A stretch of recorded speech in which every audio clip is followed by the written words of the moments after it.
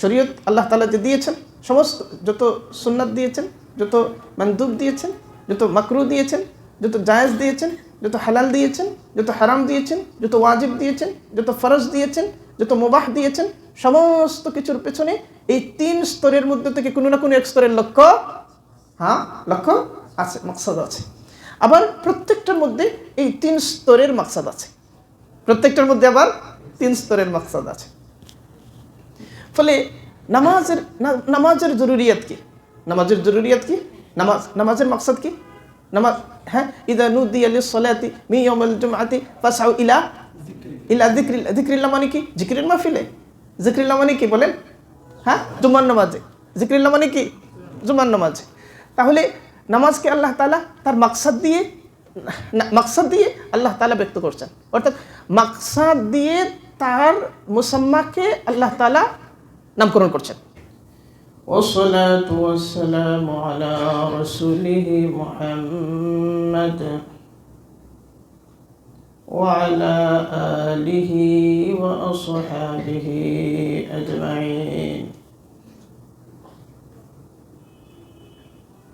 أما بعد، فقد قال الله عز وجل: يا أيها الذين آمنوا ادخلوا في السلم كافة ولا تتبعوا خطوات الشيطان.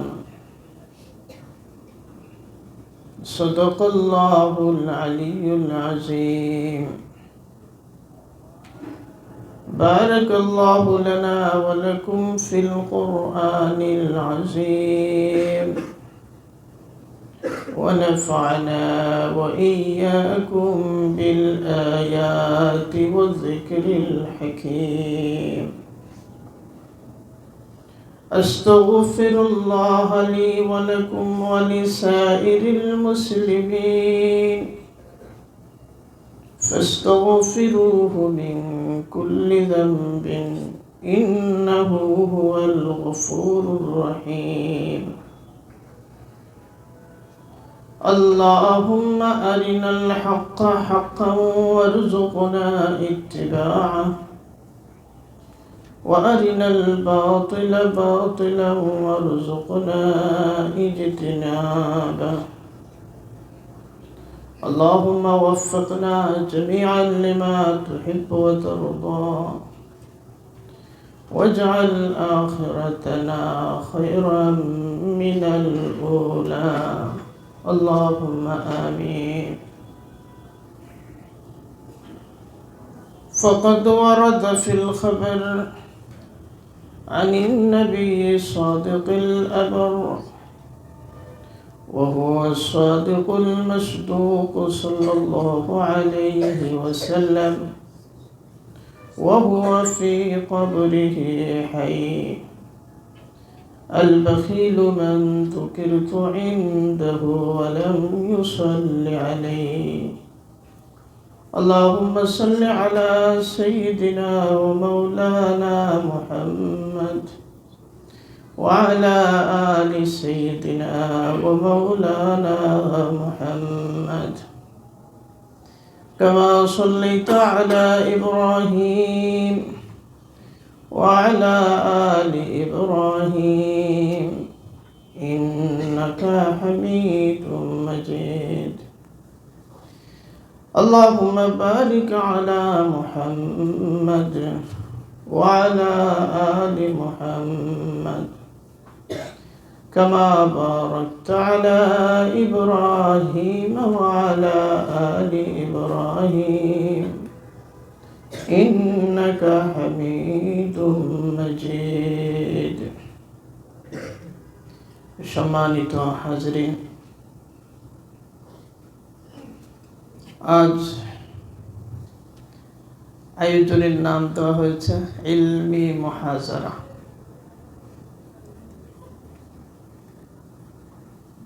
এটা মূলত আম্মাতুন নাস তথা মাস পিপল যাকে বলে, সাধারণ মানুষ, তাদের উদ্দেশ্যে না, বিশেষত উলামাদের উদ্দেশ্যে। হযরত উলামায়ে কেরামের খিদমতে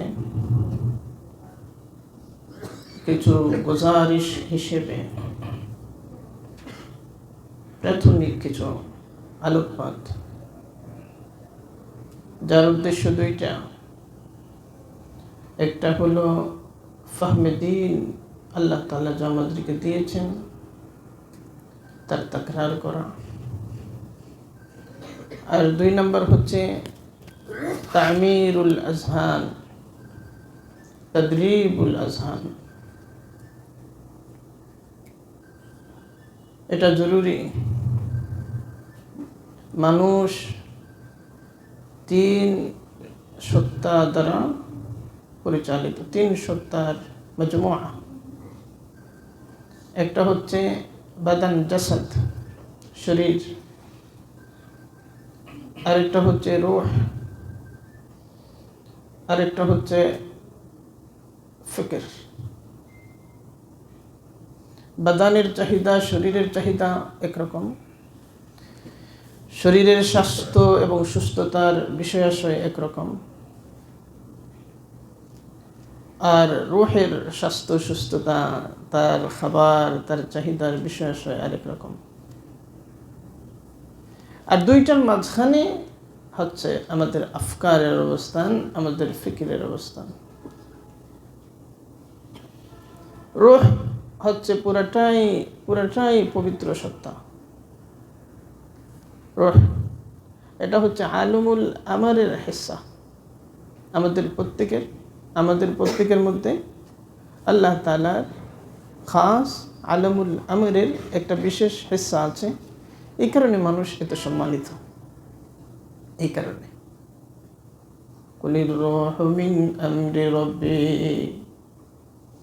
এখানে কোনো সবব নাই, কোনো ওসিলা নাই, কোনো উপাদান নাই।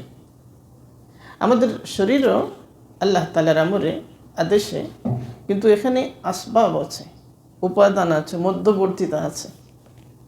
আর রূহ হচ্ছে সেখানে কোনো মধ্যবর্তীতা নেই, আসবাব নেই।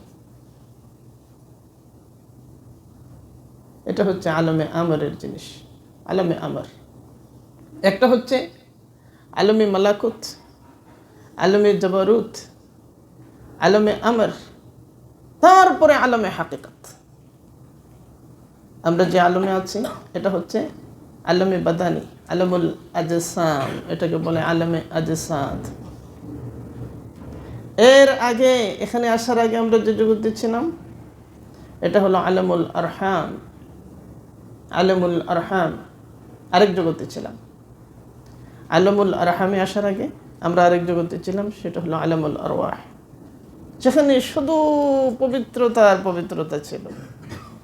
ওখানে হাজার হাজার লক্ষ লক্ষ বছর আমাদের রূহ অবস্থান করেছে। কোথায় অবস্থান করেছে? আলমুল আরওয়াহের মধ্যে। সেখানে হযরত দাউদ আলাইহিস সালামের রূহ, মুসা আলাইহিস সালামের রূহ, ঈসা আলাইহিস সালামের রূহ, বড় পীর আব্দুল কাদের জিলানী রাহিমাহুল্লাহ তাআলার রূহ, সাইয়্যিদুনা শাহজালাল মুজাদ্দিদ রাহিমাহুল্লাহ তাআলার রূহ, সবার রূহ সেখানে ছিল। কত কাল, কত অনন্তকাল ধরে। অনন্তকাল বলা যায় না, কারণ আমাদের বিদায় আছে, আমাদের কি আছে? আমাদের শুরু আছে, আমাদের শুরু আছে। ইমাম গাজ্জালী রাহিমাহুল্লাহ তাআলা ইহয়া উলুমিদ্দিনের মধ্যে লিখেছেন যে মাখলুকাত তিন রকম। একটা হচ্ছে যে যার মধ্যে কেবলমাত্র ইতাআত আছে, কোনো ধরনের মাসিয়ত তথা নাফরমানির কোনো তবিয়ত নাই, এরা হচ্ছে মালাকুত, ফেরেশতা। আর আরেক দল আছেন যাদেরকে মুকাল্লাফই বানানো হয় নাই, মুকাল্লাফ বানানো হয় নাই। একটা গরু, ছাগল, কুকুর ইত্যাদিকে মুকাল্লাফ বানানো হয় নাই। এই যে সুফিগণ বলতেন যে আমার চেয়ে একটা গরু উত্তম, আমার চেয়ে একটা কুকুর উত্তম, আমার চেয়ে একটা হাঁস উত্তম, আমার চেয়ে একটা তরুলতা উত্তম। কেন বলতেন? এটা লোক দেখানোর জন্য বলতেন না, এটা গভীর এহসাস থেকে বলতেন, উপলব্ধি থেকে বলতেন। কারণ উনারা মুকাল্লাফ নন আর আমরা মুকাল্লাফ।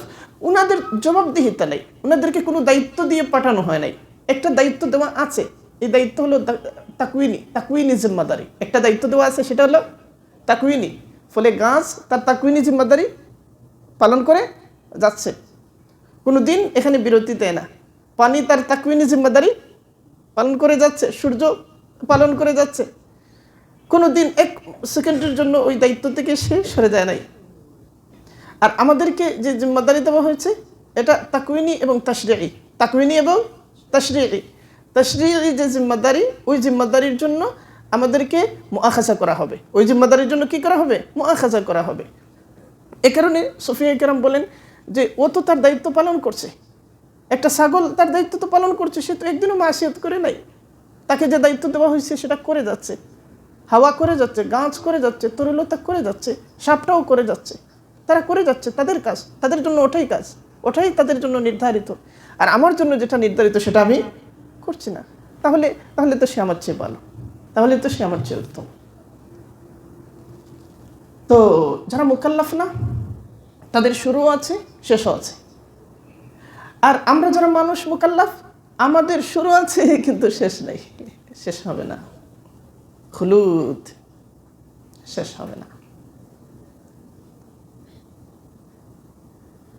আপনার শুরু হয়েছে কখন? যখন আপনি জন্ম নিলেন তখন থেকে না, আপনি একটা জগতে আছেন, এক স্টেশনে আছেন, আরেক স্টেশন আপনার জন্য অপেক্ষমান। সামনের স্টেশনের নাম আলমে বারজাখ, সামনের স্টেশনের নাম আলমে বারজাখ। স্টেশন থেকে এক স্টেশন থেকে আরেক স্টেশনে যাচ্ছেন। এর আগে যে স্টেশনে ছিলেন ওটা আলমে আরহাম, মায়ের উদরের মধ্যে। এটা ছোটো মনে করবেন না, 10 মাস 10 দিন এটা সময় ছোট, কিন্তু ওখানেই আপনার চোখ তৈরি হয়েছে, মুখ তৈরি হয়েছে, হাত তৈরি হয়েছে, আপনার সমস্ত কিছু ওখানেই তৈরি হয়েছে। এমনকি আপনার স্বভাবও ওখানে তৈরি হয়েছে। আমাদের স্বভাবও মায়ের পেটের ভিতরে তৈরি হয়, অনেক অংশেই তৈরি হয়ে যায়। এই কারণে শরীয়ত বলে মায়েদের তারবিয়ত, সন্তানের লালন পালন কখন শুরু হয়? জন্ম নেওয়ার পরে না সন্তান গর্ভে আসার সাথে সাথে? হ্যাঁ, গর্ভে আসার সাথে সাথে। ওই সময় মা যে সমস্ত কাজ করবেন বেশি, যে সমস্ত আমলের মধ্যে থাকবেন, আদতের মধ্যে, অভ্যাসের মধ্যে থাকবেন, যে সমস্ত অনুশীলনের মধ্যে থাকবেন, যে আনন্দের মধ্যে থাকলে অথবা কষ্টের মধ্যে থাকলে, অথবা তিনি রাগারাগির বেশি চর্চা করলে, অথবা তিনি মানুষের খেদমত বেশি করলে, অথবা স্বাভাবিক পরিস্থিতির মধ্যে থাকলে, অথবা অস্বাভাবিক পরিস্থিতির মধ্যে থাকলে, যে হালতেই তিনি থাকেন এর প্রভাব তার পেটের ভিতরে সন্তানের মধ্যে পড়ে, এবং ওই স্বভাব তার সারা জিন্দেগি থাকে, এটা থাকে সারা জিন্দেগি। তো এই কারণে আশরাফ আলী থানভী রাহমাতুল্লাহ তাআলা লিখেছেন যে সন্তান গর্ভে আসার পরে মা কি করবেন এবং কি করবেন না, কি করা উচিত না, গান শোনা উচিত না, কি খাওয়া উচিত না, কি খাবার সন্তানে। তখন আর তিনি একজন না, তখন তিনি আরেকজন না, তখন তিনি কয়জন? 2 জন। আপনারা ফিকহে পড়েন নাই কাতলে জানিনের মাসআলা, যে গর্ভবতী মা যখন তার পেটের ভিতরে সন্তান আছে তখন তাকে কতল করা হলে একটা হত্যা না 2টা হত্যা? 2টা হত্যা। তখন তিনি আরেকজন না, 2 জন। হ্যাঁ, আমাদের ফ্যামিলিগুলো গর্ভবতী মেয়েদেরকে একটু অবসরে দেয় না, গর্ভবতী তিনি একটু অবসরে থাকেন, তিনি অবসরে গিয়ে মোবাইল টিপতেছেন, গান শুনতেছেন, এখন তো ওইগুলোই বেশি, ডিভাইসের মধ্যে আছেন। তিনি নিজের ক্ষতি করছেন না 2 জনের ক্ষতি করছেন? জেনারেশনের ক্ষতি করছেন।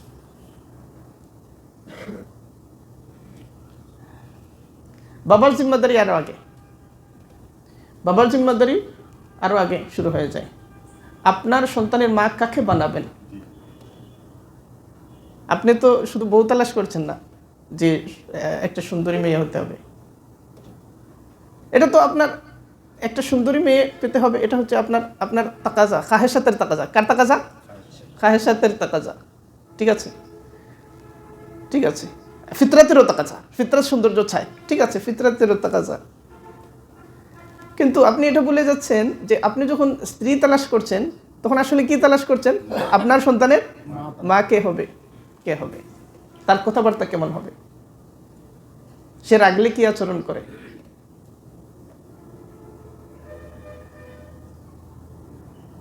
আপনার জিম্মাদারি শুরু হয়েছে আরো আগে, মায়ের জিম্মাদারি শুরু হয়েছে সন্তান গর্ভে আসার সাথে সাথে।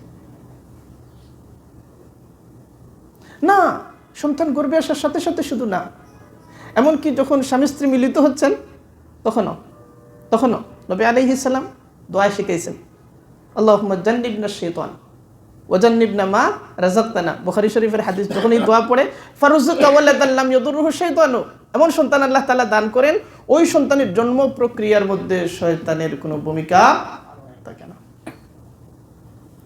তাহলে বুঝা গেল জন্ম প্রক্রিয়ার মধ্যেও শয়তান ঢুকে পড়ে, জন্ম প্রক্রিয়ার মধ্যেও কি হয়, শয়তান ঢুকে পড়ে। ওই মুহূর্তেও জিম্মাদারি, মা বাবা দুইজনেরই জিম্মাদারি সেই সময়ও। তো আমাদের একটা স্টেশনে আছি না, আমরা অনন্ত পথের যাত্রী, আমরা সবাই অনন্ত পথের যাত্রী, একটা স্টেশনে আছি। এই স্টেশন শুরুও না, আবার ওই স্টেশনটা শেষও না। আমরা অনেকগুলো জীবন পার হয়ে এসেছি, একটা মহান জীবন পার হয়ে আসছি। সেখানে আমরা সবাই শুধু শুধু শুধু শুধু পবিত্রতার মধ্যে ছিলাম। সেখানে আমাদের খাদ্য কি ছিল জানেন? সুবহানাল্লাহ। সেখানে আমার খাদ্য ছিল আলহামদুলিল্লাহ, সেখানে আমাদের খাদ্য ছিল আল্লাহু আকবার। ওখানে আমাদের খাদ্য ছিল ওগুলো, কারণ ওখানে আসলে আমাদের শরীর ছিল না। শরীর থাকলে না আম কলা এগুলো তালাশ করবে। সেখানে আমাদের কে ছিল বলেন? রূহ ছিল। ওগুলো রূহের খাবার, এগুলো রূহের খাবার। তো আমরা বলছি তামিরুল আফকার, রূহ কেবলমাত্র পবিত্রতা, সেখানে আসবাব বস্তুর কোনো ভূমিকা নাই। আর শরীর হচ্ছে কেবল বস্তু, এটা আসবাব নির্ভর। আর রূহ এবং শরীরের মধ্যবর্তী যে অবস্থান করে সে হচ্ছে আমাদের চিন্তা জগৎ, আমাদের ফিকরের জগৎ, আমাদের কালব। এটা হচ্ছে মুজগা। কালব এটা হচ্ছে কি? মুজগা। ইদা সলহাত সলহাল জাসাদু কুল্লুহু ওয়া ইদা ফাসাদাল জাসাদু কুল্লুহু আলা ওয়া হিয়াল কালব। এটা হচ্ছে আমাদের বস্তু জগতের রাজা, এটা আমাদের বস্তু জগতের রাজা। আপনার সবচেয়ে বড় সম্পদের নাম ঈমান। ওই ঈমানটা আপনার, এটা আমলুল জাওয়ারিহ না, এটা অঙ্গ প্রত্যঙ্গের আমল না। নামাজ অঙ্গ প্রত্যঙ্গের আমল, আবার রূহেরও আমল।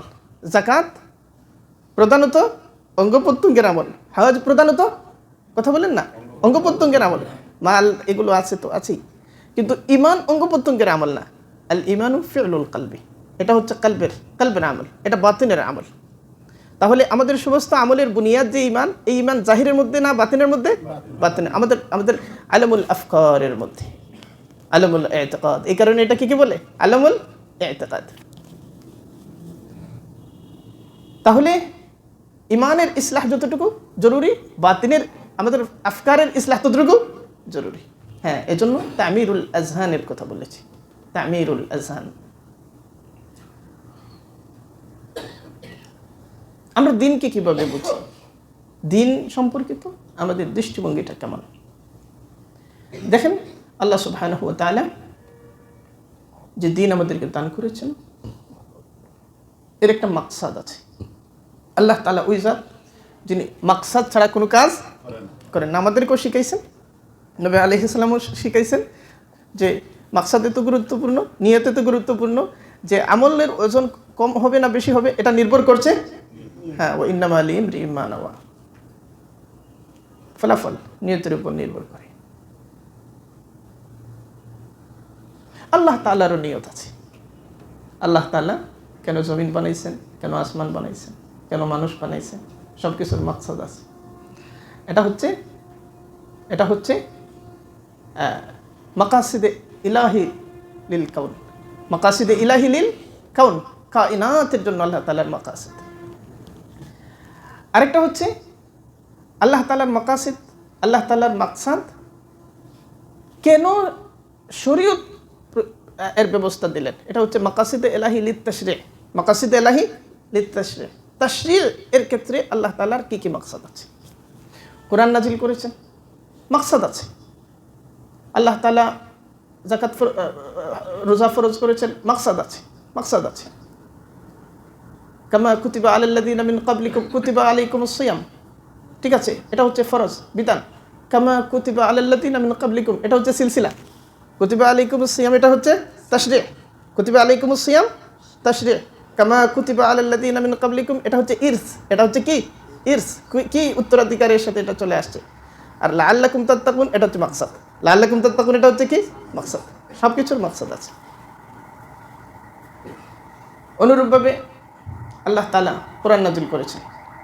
কোরআন নাজিল করেছেন কেন? কোরআন নাজিল করেছেন যে লিতুবাইয়িনা লিন-নাসি মা নুজিলা ইলাইহিম, নাজিল করেছেন যে সমস্ত মানুষের কাছে যাতে এটাকে তিবিয়ান করা হয়। তিবিয়ান একটা হলো বয়ান আর একটা হলো তিবিয়ান। আপনারা জানেন তিবিয়ান হলো এমন বয়ান যেখানে দলিল প্রমাণও থাকে, যেখানে কি থাকে দলিল প্রমাণও থাকে। তো নবী আলাইহিস সালামকে আল্লাহ তাআলা প্রেরণ করেছেন, এখানেও মাকসাদ আছে। পুরা দ্বীনের যে নিজাম, এই নিজাম কেন দেওয়া হলো? ইমানের নিজাম, নামাজের নিজাম, হজ যাকাতের নিজাম, সমস্ত নিজাম কেন দেওয়া হলো? এই বিষয়ে যে ফোনে আলোচনা করা হয়, এই ফোনের নাম হলো মাকাসিদুশ শারঈয়া। এই ফোনের নাম কি? মাকাসিদুশ শারঈয়া। ইমাম নাসাঈ রাহিমাহুল্লাহ তাআলার একটা কিতাব আছে মাকাসিদুস সালাত, যে স্বতন্ত্রভাবে সালাতের মধ্যে কি কি মাকাসিদ আছে সেটা নিয়ে স্বতন্ত্রভাবে আলোচনা করেছে। ইমাম গাযালী রাহিমাহুল্লাহ তাআলার উস্তাদ ইমামুল হারামাইন জুওয়াইনি রাহিমাহুল্লাহ তাআলা, ইমামুল হারামাইন জুওয়াইনি রাহিমাহুল্লাহ তাআলা দেখিয়েছেন যে আল্লাহ তাআলা যে দিন আমাদেরকে দিয়েছেন, এই দিনের মাকাসিদ এগুলোকে আমরা 3 স্তরে ভাগ করতে পারি। 3 স্তরে। 1 নম্বর স্তর হলো জরুরিয়াত, 2 নম্বর স্তর হলো হাজিয়াত, 3 নম্বর স্তর হলো তাহসিনিয়াত। 1 নম্বর স্তর, 2 নম্বর হাজিয়াত, 3 নম্বর তাহসিনিয়াত। 3 স্তরে এগুলোকে ভাগ করা যায়। ইমাম গাযালী রাহিমাহুল্লাহ তাআলা ইমামুল হারামাইন জুওয়াইনি রাহিমাহুল্লাহ তাআলার শাগির্দ। ইমাম গাযালী রাহিমাহুল্লাহ তাআলার একটা কিতাব আল আরবাঈন ফি উসুলিদ্দিন, আল আরবাঈন ফি উসুলিদ্দিন, সেখানের মধ্যে ইমাম গাযালী এই যে 3 স্তর, এই 3 স্তরের প্রত্যেকটা স্তরকে শাখাগতভাবে বিভাজন করেছেন, বিভাজন করেছেন। জরুরিয়াত মানে অপরিহার্য লক্ষ্য, একেবারে অবধারিত লক্ষ্য, সর্বোচ্চ লক্ষ্য। আর হাজিয়াত হচ্ছে এগুলো দরকারি, একটা হলো জরুরি আর একটা হলো কি দরকারি। এটা হাজত পড়ে, হাজত, আমরা তো হাজত বুঝি। হাজত বলতে আপনাদের এলাকায় হাজত শব্দটা আছে না, হাজত, এই শব্দগুলো ভুলিয়ে দেওয়া হচ্ছে। আলেমরা এগুলো শিখাইছিলেন আমাদেরকে যে না আমার একটু হাজত, বাথরুমে যাবেন, না আমার একটু হাজত আছে। এখন আমরা আধুনিক হওয়ার জন্য এখন আর বলি না, বদলে গেছে। হাজত আছে, খাবারের হাজত, বাজারে যাওয়ার হাজত, এগুলো কোরআন হাদিস থেকে শব্দগুলো এসেছে। এই শব্দগুলো উলামারা এদেশের মানুষকে শিখাইছিলেন। এখন আধুনিকতা এসে এগুলো কি করতেছে? হ্যাঁ, এগুলো আমাদের বিলুপ্ত করে দিচ্ছে। জরুরি, দেখেন জরুরি শব্দটাও ওই আরবি, ওইটাও কোরআন হাদিস থেকে এসেছে। জরুরিয়াত আমরা বুঝি জরুরি, এটা জরুরি মানে সবচেয়ে বেশি দরকারি। হাজত মানে এটা জরুরিয়াতের নিচে। হ্যাঁ, তাহসিনিয়াত এটাও মানে এটাও আমাদের কাছে অপরিচিত না। আমরা হাসিন বলি, হাসিন আমাদের কবিতায় সাহিত্যে আছে, হাসিন মানে সুন্দর। তাহসিনিয়াত অর্থাৎ এমন দরকারি জিনিস যেগুলো আমাদেরকে কি করে? সৌন্দর্যমণ্ডিত করে। তো এই যে 3 স্তরের লক্ষ্য, শরীয়ত আল্লাহ তাআলা যে দিয়েছেন, সমস্ত যত সুন্নাত দিয়েছেন, যত মানদুব দিয়েছেন, যত মাকরুহ দিয়েছেন, যত জায়েজ দিয়েছেন, যত হালাল দিয়েছেন, যত হারাম দিয়েছেন, যত ওয়াজিব দিয়েছেন, যত ফরজ দিয়েছেন, যত মুবাহ দিয়েছেন, সমস্ত কিছুর পেছনে এই 3 স্তরের মধ্যে থেকে কোনো না কোনো এক স্তরের লক্ষ্য আছে, মাকসাদ আছে। আবার প্রত্যেকটার মধ্যে এই 3 স্তরের মাকসাদ আছে। ফলে নামাজের জরুরিয়াত কি? নামাজের মাকসাদ কি?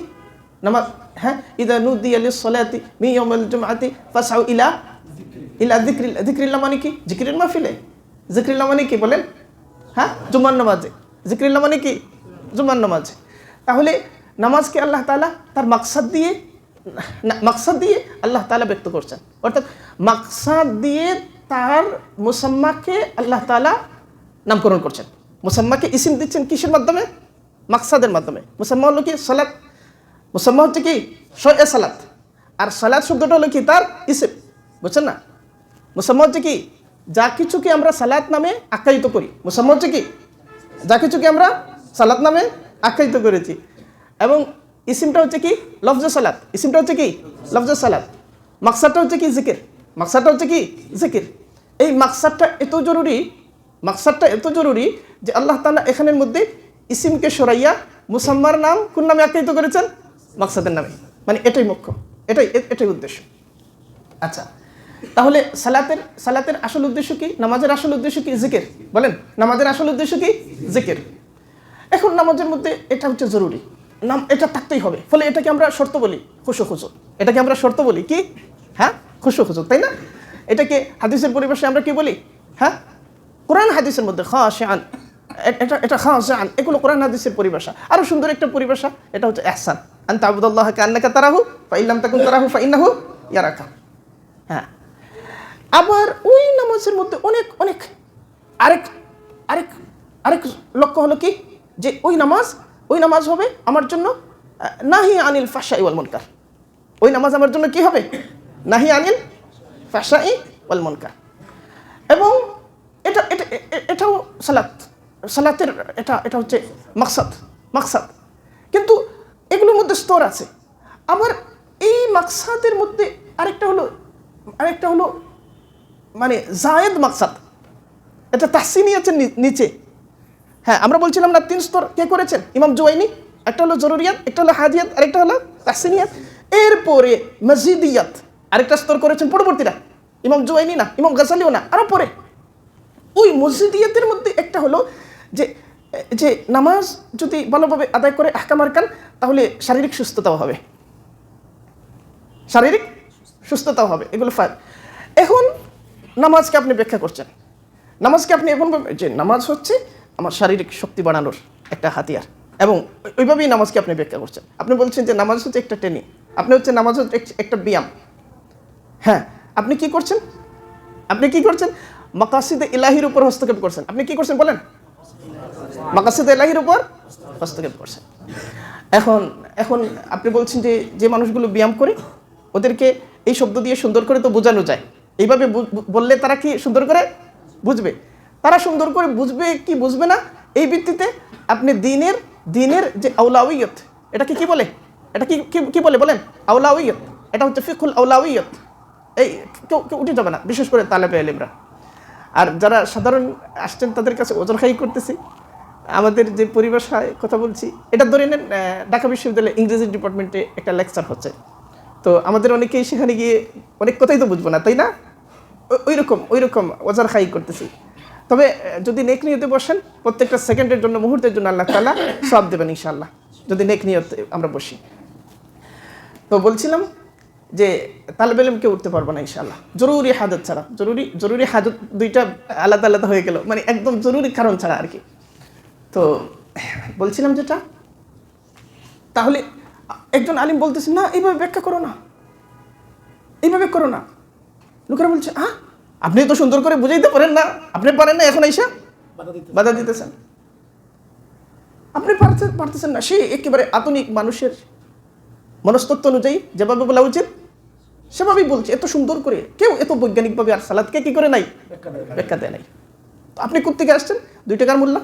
এখন এই সমস্ত শব্দ আসে, 2 টাকার মূল্য আপনি বুঝেন না, ইসলামকে যুগ উপযোগী করে আপনি বলতেও পারেন না। হ্যাঁ, তো ওই যে জাহিল বলতেছে তাকে নিয়ে আমাদের কোনো এশকাল নাই, কারণ সে এই দিনের যে এই আউলাউইয়ত এবং মাকাসিদ এগুলোর সাথে তার কোনো সম্পর্ক নাই। ফলে সে বলছে আমরা তাকে গালি দেওয়ার আগেই মাফ করে দিছি। জাহিলদেরকে আমরা কি করি বলেন? গালি দেওয়ার আগে, কারণ আমরা তাদেরকে মাজুর মনে করি। তাদেরকে কি মনে করি বলেন? মাজুর মনে করি। কিন্তু আমরা যখন কেউ আলেম হিসাবে নিজেকে ভাবি, আর আমার কাছে বিষয়টা বোধগম্য হচ্ছে না, তখন এটা হলো আমাদের বড় এশকাল, তখন এটা হলো মুশকিল। এবং এইভাবে দিনের যে কোনো বিষয়কে, দিনের প্রত্যেকটা বিষয়ের মাকাসিদের স্তরবিন্যাস আছে। তাহলে বোঝা গেল দিনের সব কিছুর মধ্যে কি আছে? স্তরবিন্যাস আছে। সব কিছুর মধ্যে কোনটা কোন স্তরের, এটা যথাযথ রাখা উলামার দায়িত্ব। এই কারণে উলামাকে নবীজি 3 দায়িত্ব দিয়েছেন।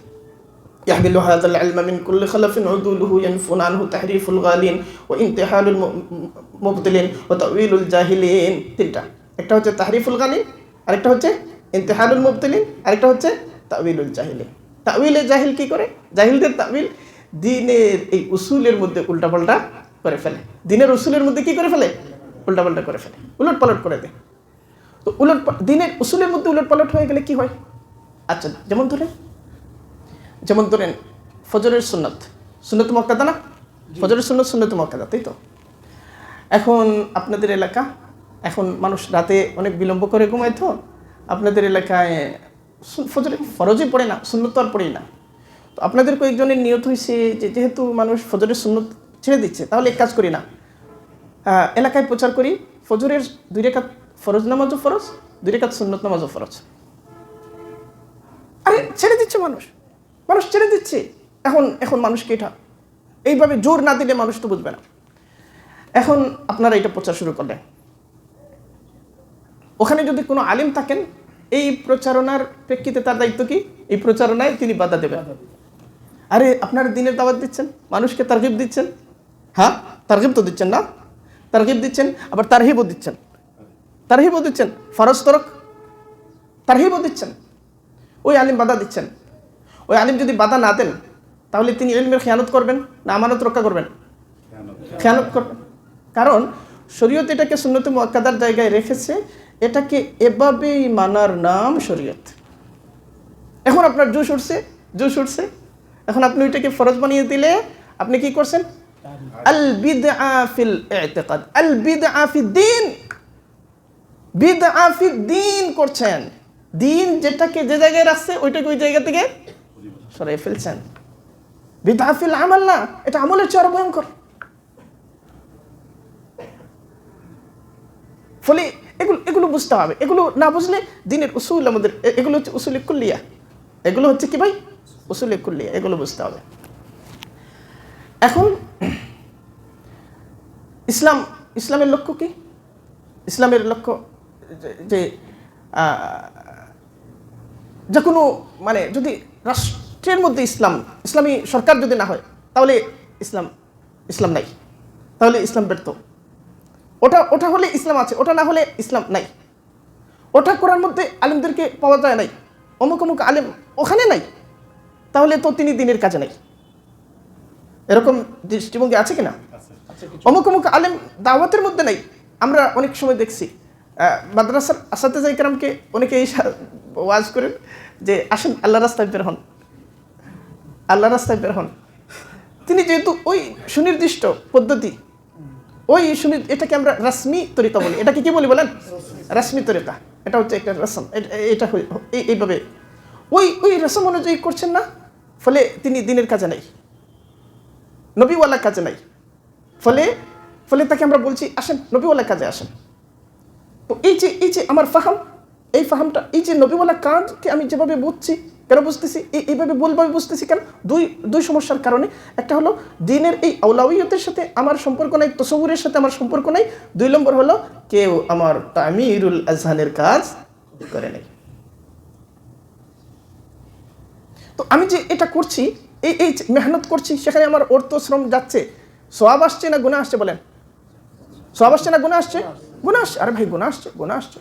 ফলে এগুলো বুঝতে হবে, এগুলো বোঝা জরুরি, বুঝতে হবে। শরীয়ত হচ্ছে ইতাআত হচ্ছে শরীয়ত যাকে যেখানে যেভাবে, যাকে যেখানে যেভাবে রেখেছে তাকে সেখানে সেভাবে পালন করা। এটা হচ্ছে ইতাআত। কোথাও উলটপালট করা যাবে না। এটা আল্লাহ তাআলা বরদাস্ত করেন না। কারণ এই শরীয়ত হচ্ছে আল্লাহ তাআলার নিজাম। আল্লাহ তাআলা নিজামটাকে এইভাবে দিয়েছেন। এখন আসেন ইমাম গাজ্জালী রাহিমাহুল্লাহ তাআলা কি করলেন? জরুরিয়াত, তার উস্তাদ যেটা করেছিলেন ওইটাকে আরও স্তর বিন্যাস করলেন। তিনি জরুরিয়াতের মধ্যে 5টা স্তর উল্লেখ করলেন। 1 নম্বর হচ্ছে হেফাজত। শরীয়তের যে মাকাসিদ, এর মধ্যে প্রথম স্তরের যেটা, এটা হচ্ছে জরুরিয়াত। দ্বিতীয় স্তরের হাজিয়াত, তৃতীয় স্তরের তাহসিনিয়াত। প্রথম যেটা জরুরিয়াত, এই জরুরিয়াতের মধ্যে প্রধান শাখা হলো 5টা। একটা হলো হেফাজতে দ্বীন, হেফাজতে ইসলাম। আপনারা খুব পরিচিত, আমরা খুব পরিচিত বাংলাদেশের মানুষ। 1 নম্বর হচ্ছে কি? হেফাজতে দ্বীন। 1 নম্বর হেফাজতে দ্বীন। 2 নম্বর হচ্ছে হেফাজতে নফস, 2 নম্বর হচ্ছে হেফাজতে নফস, 3 নম্বর হচ্ছে হেফাজতে মাল, 3 নম্বর হচ্ছে হেফাজতে মাল, আর 4 নম্বর হচ্ছে হেফাজতে আকল, হেফাজতে আকল। 5 নম্বর হচ্ছে হেফাজতে নাসাল, 5 নম্বর হচ্ছে হেফাজতে নাসাল। 1 নম্বর হেফাজতে দিন, 2 নম্বর হেফাজতে নফস, 3 নম্বর হেফাজতে মাল, 4 নম্বর হেফাজতে আকল, 5 নম্বর হেফাজতে নাসাল। এই 5 লক্ষ্য, এই যে 5 মাকসাদ, পুরো শরীয়তের সমস্ত নিজাম তন্ন তন্ন করলে দেখা যাবে এর ভেতরে এই 5 মাকাসিদের কোনো না কোনোটা আছে। এখন শরীয়ত নামক এই যে কাঠামো আল্লাহ তাআলা দিয়েছেন, এই কাঠামোর প্রধানতম একটা লক্ষ্য হলো হেফাজতে নফস, আমাদের মানুষের প্রাণের নিরাপত্তা। নফস এর অর্থ কি শুধু মানুষ দিলে হবে? হ্যাঁ, শুধু মানুষ দিয়ে হবে? নফসের অর্থ যাদের মধ্যে শ্বাস প্রশ্বাস আছে, অর্থাৎ হায়াত আছে, প্রত্যেকেই হচ্ছে নফসের আওতায়। দেখেন, ফলে একটা গাছের মধ্যে হায়াত আছে, একটা গাছের মধ্যে হায়াত আছে, শরীয়ত এসেছে ওই গাছেরও হেফাজত করার প্রতিশ্রুতি নেই। একটা বিড়াল হায়াত আছে, শরীয়ত এসেছে তারও হেফাজতের প্রতিশ্রুতি নেই। একটা কুকুর হায়াত আছে, শরীয়ত তারও হেফাজতের প্রতিশ্রুতি। একটা কুকুরের হক নষ্ট করে আপনি জাহান্নামে চলে যেতে পারেন, একটা বিড়ালের হক নষ্ট করে আপনি জাহান্নামে। বুখারী শরীফের হাদিস, দখলত ইমরাতুন নার ফি হিররাতিন রাবাতাতহা ফালাম তুতইমহা ওয়া লাম তাদাহা তাকুলু মিন খুশাশিল আরদি, ও কামা ক্বালা আলাইহিস সালাতু ওয়াস সালাম। নবী আলাইহিস সালাম বলতেছেন, একজন নারী, একজন ইমরাতে সালেহা, নেককার, তাকে জাহান্নামে পাঠানো হলো। ফি হিররাতিন, কোন মাসআলায়? বিড়ালের মাসআলায়, বিড়ালের ইস্যু। তাকে গ্রেফতার করা হয়েছে বন্দুক ইস্যুতে, গুলি ইস্যুতে, মাদক ইস্যুতে। আর ওই মহিলাকে জাহান্নামে পাঠানো হয়েছে বিড়াল ইস্যুতে। ফি হিররাতিন রাবাতাতহা, ওই বিড়ালটাকে সে বন্দী করে রেখেছিল। ফালাম তুতইমহা ওয়া লাম তাদাহা, সে তাকে খাবার টাবার দিত না, আবার ছেড়ে দিত না। এজন্য যে তাকুলু মিন খুশাশিল আরদি, যদি ছেড়ে দেওয়া হতো তাহলে সেই জমিনের মধ্যে এই সমস্ত কীট পতঙ্গ, এগুলো পোকামাকড় এগুলো খেত। কেন ক্ষুধার্ত অবস্থায় তার উপর জুলুম করলো? আল্লাহ তাআলা ওই মহিলা নেককার হওয়ার পরেও তাকে জাহান্নামে। অপরদিকে বুখারী শরীফের হাদিস, ওয়াফির আলি ইমরাতিন মুমিসাতিন মাররাত বিকালবিন আলা রাসি রাকিয়িন ইয়ালহাসু قال كاد يقتله العطش فنزعت خفها فأوسقته بخمارها فنزعت له من الماء فغفر لها بذلك। নবী পাক সাল্লাল্লাহু আলাইহি ওয়াসাল্লাম বলেন, ইমরাতে মুমিসা, আমরা এখন খারাপ শব্দ বলি, পতিতা, এরকম শব্দ আছে। এইরকম একজন ভালো না, এরকম একজন মহিলা আল্লাহ তাআলা তাকে মাফ করে দিয়েছেন, জান্নাতে দিয়ে দিয়েছেন। কেন? একটা কুকুরের মাসআলায় মাররাত বিকালবিন আলা রাসি রাকিয়িন ইয়ালহাসু, ওই মহিলা একটা কুকুরের পাশ দিয়ে যাচ্ছিলেন, কুয়ার কিনারার মধ্যে ওই কুকুরটা ছিল।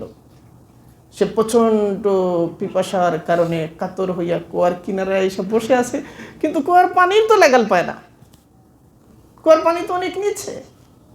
ইয়ালহাসু, সে হাঁপাচ্ছে, পানির তো লাগাল পায় না। ওই মহিলা ভাবলো, ওই মহিলা বলল, হয়তো পিপাসা ওই কুকুরটাকে কি করে ফেলবে, মেরে ফেলবে।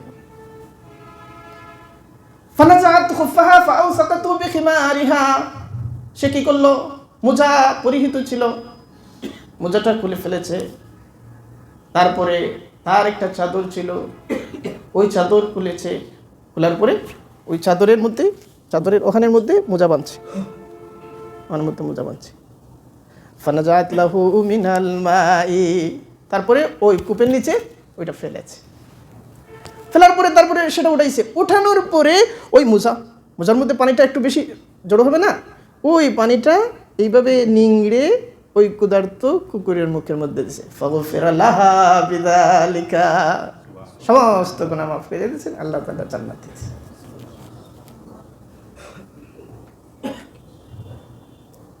শরীয়ত এসেছে শুধু মানুষের হেফাজতের জন্য না সবার হেফাজতের জন্য? হ্যাঁ, সবার হেফাজতের জন্য, সবার হেফাজতের জন্য। একটা পিঁপড়াকে আপনি কষ্ট দিতে পারবেন না। বুখারী শরীফের মধ্যে হাদিস, নবী পাক সাল্লাল্লাহু আলাইহি ওয়াসাল্লাম বলেন, নাযালা নাবিয়্যুম মিনাল আমবিয়া'i তাহতা শাজারাতিন ফালাদাগাতুহু নামলাতুন فأمر بجهازه فأخرج من تحتها ثم أمر ببيتها فأحرق بالنار فأوحى الله إليه فهلّا نملة واحدة। বনু ইসরাইলের একজন নবী বদরুদ্দিন আইনি রাহিমাহুল্লাহ তাআলা লিখেছেন, তিনি হলেন সম্ভবত হযরত ইউশা ইবনে নুন আলাইহিস সালাম। ইবনে হাজার আসকালানী রাহিমাহুল্লাহ তাআলা লিখেছেন, খুব সম্ভবত তিনি সাইয়্যিদুনা হযরত মুসা আলাইহিস সালাম। গাছের উপরে ছিলেন, গাছের উপর থেকে নেমেছেন, নামার পরে এখানে 20 পিঁপড়ার, ডাঁশ পিঁপড়ার একটা ডিবি ছিল। একটা লাল পিঁপড়া আছে না, এইরকম তরবারির মতো ঠোঁট, একটা কামড় দিলেই খবর আছে। এখন নবীজি নেমেছেন, পিঁপড়ার ডিবি থেকে পিঁপড়া নবীজিকে কামড়াইয়া ধরছে। ফালাদাগাতু নামলাতুন, পিঁপড়া কামড়াইয়া ধরছে। পিঁপড়া যখন কামড় দেয়, ডিবির পিঁপড়া একটাই কামড় দেয় না, দলবান্ধা? হ্যাঁ, দলবান্ধা। নবীজি ভাবছেন যে এখানে গাছ আছে, ফলত বৃক্ষ, প্রায় মানুষ এখানে আসে, অনেক সময় শিশুরাও আসে। এখন এইভাবে পিঁপড়ারা যদি এইভাবে কামড় দেয় শিশুদেরকে বা যে কোনো দুর্বল মানুষকে, তাহলে তো সে মারাও যেতে পারে।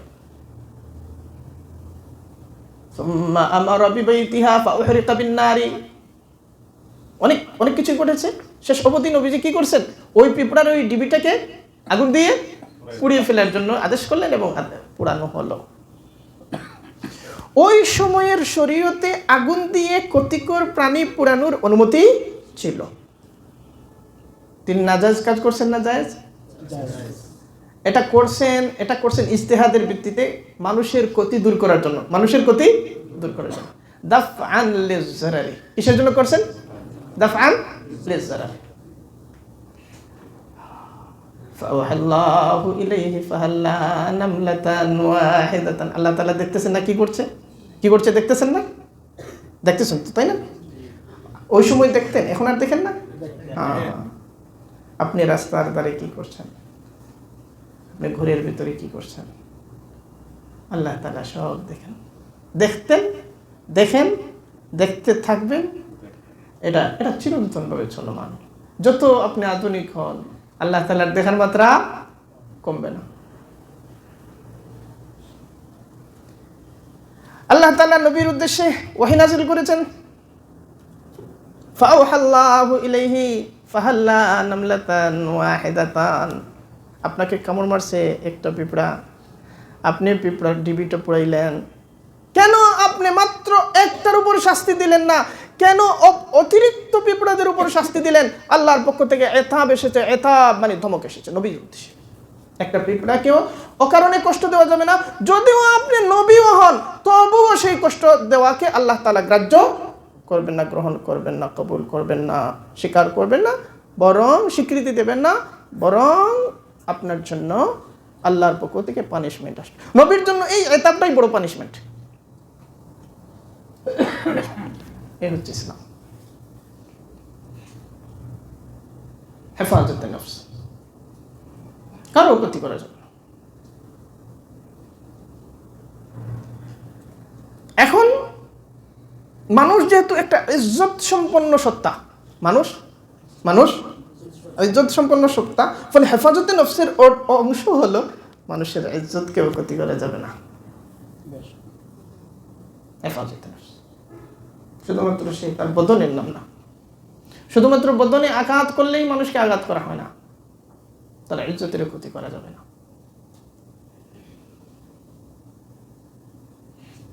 অতএব ইসলাম বিধান দিয়েছে, ইয়া আইয়ুহাল্লাযীনা আমানু লা ইয়াসখার কওমুম মিন কওমিন আসা আন ইয়াকুনু খায়রাম মিনহুম ওয়া লা নিসাউম মিন নিসাইন আসা আন ইয়াকুননা খায়রাম মিনহুন্না ওয়া লা তালমিজু আনফুসাকুম ওয়া লা তানাবাযু বিল আলকাব বিইসাল ইসমুল ফুসুকু বা'দাল ঈমান ওয়া মান লাম ইয়াতুব ফাউলাইকা হুমুজ জালিমুন। ইয়া আইয়ুহাল্লাযীনা আমানু ইজতানিবু কাসীরাম মিনাজ জন্নি ইন্না বা'দাজ জন্নি ইসমুন ওয়া লা তাজাসসাসু ওয়া লা ইয়াগতাব বা'দুকুম বা'দা আইয়ুহিব্বু আহাদুকুম আন ইয়াকুলা লাহমা আখিহি মাইতান ফাকারিহতুমুহু ওয়াত্তাকুল্লাহ ইন্নাল্লাহা তাওয়াবুর রহিম। এই যে সমস্ত বিধিবিধান আল্লাহ তাআলা দিচ্ছেন হেফাজতে নফস, হেফাজতে নফস। এই যা কিছু এখানে বলা হয়েছে সবকিছু মানুষের শরীরে আঘাত করে না ইজ্জতে? হ্যাঁ, ইজ্জতে আঘাত করে। ইজ্জত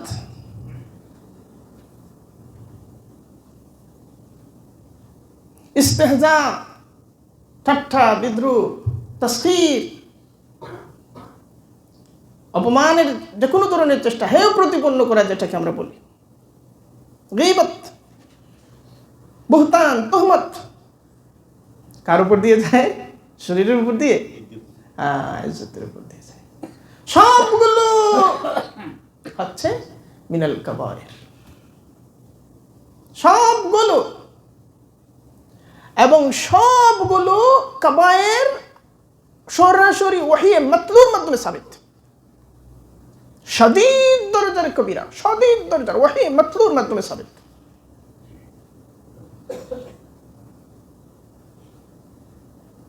জাহিলিয়াত কি করে জানেন? হেদায়েত কি করে? হেদায়েত কাবায়েরকে ভয়ঙ্কর করে তোলে, আর জাহিলিয়াত কাবায়েরকে হালকা খেলাধুলা বানিয়ে ফেলে। জাহিলিয়াত কি করে? কাবায়েরকে হালকা বানায়, আর শরীয়ত কাবায়েরকে, হেদায়েত কাবায়েরকে ভয়ঙ্কর ভয়ঙ্কর। জানো, এই একটা কবিরা গুনার জন্য দুনিয়া আসমান যেমন ফেটে যাবে, এত ভয় ভীতি আপনার অন্তরে তৈরি হবে, সেটা হচ্ছে কামালে ঈমানের নজির।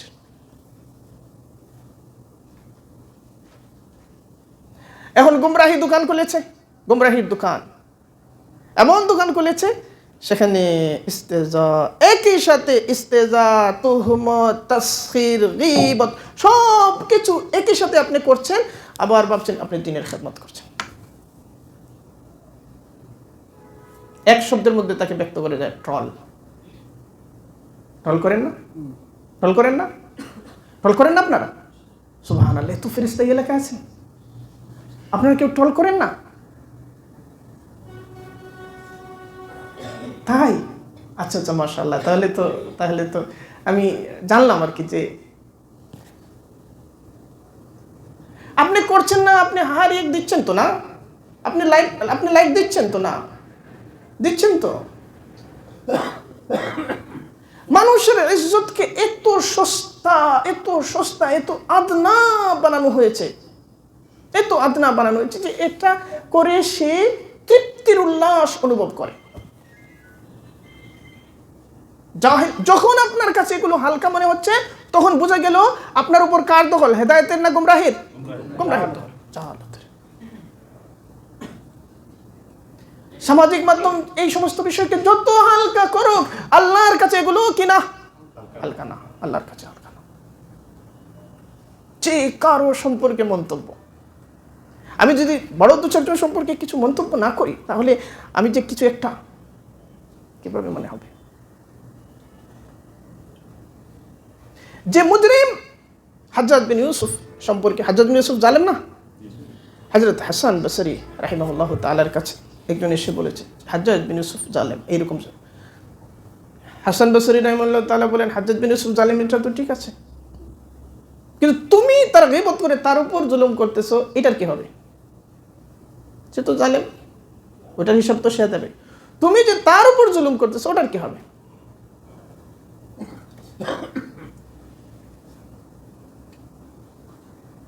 মুআশারাত, গ্রামে গঞ্জে প্রত্যেকটা ইউনিয়নে ইসলাহুল মুআশারাতের আয়োজন করা দরকার, ঘরে ঘরে দরকার। এটা না থাকলে দ্বীনের নিজাম ভঙ্গ হয়ে যাবে। দিনের আখলাক থাকবে না। জরুর।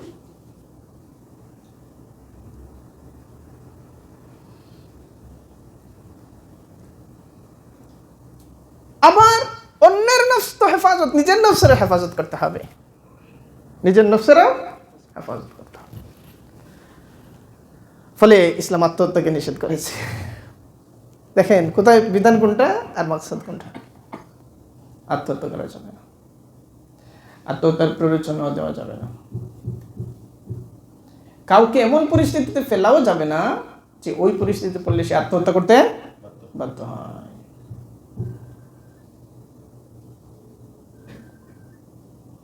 আত্মহত্যা করলেন না, ঠিক আছে, শরীয়ত বললেন না আত্মহত্যা করেন নাই তো ঠিক, সব শেষ না। ওয়ালি জাসাদিকা আলাইকা হাকুন ওয়ালি আইনিকা আলাইকা হাকুন, নবী আলাইহিস সালাম সাহাবাদেরকে বলতেছে তোমার চোখের হক আছে তোমার উপর। এর মানে কি? হেদায়েত আপনাকে একটা রুটিন দেয়, জাহেলিয়াত আপনাকে আরেকটা রুটিন দেয়। হেদায়েত একটা, বলেন, একটা নিজামুল আওকাত দেয়, জাহেলিয়াতের একটা। হেদায়েতের নিজামুল আওকাতের মধ্যে আছে কখন ঘুমাবেন, কখন উঠবেন, কি করবেন না করবেন, হেদায়েতের রুটিনের মধ্যে আছে। জাহেলিয়াতের রুটিনের মধ্যে এটা আছে। জাহেলিয়াতের রুটিনটা কিভাবে? বুখারী শরীফের মধ্যে হাদিস, হযরত আবু হুরায়রা রাদিয়াল্লাহু আনহু বর্ণনা করেন, যুকিরা ইনদান নবী সাল্লাল্লাহু আলাইহি ওয়াসাল্লাম রাজুলুন নামা লাইলাতান হাত্তা আসবাহা। নবীজির কাছে এক ব্যক্তির কথা বলা হলো, রাত্রে ঘুমায় আর সকাল 8, 10টা 9টা হওয়ার পরে জাগে। قال رسول الله صلى الله عليه وسلم بال الشيطان في اذنه او قال في اذنيه। নবী আলাইহিস সালাম বলেন, এই ব্যক্তির কানের মধ্যে শয়তান প্রস্রাব করেছে। এক কানের মধ্যে বলেছেন অথবা বলেছেন দুই কানের ভিতরে, দুই কানকে শয়তান তার টয়লেট বানাই ফেলছে।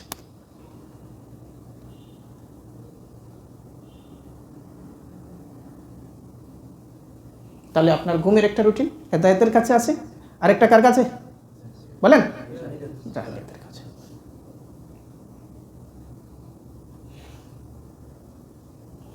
হেদায়েতের রুটিন কেমন?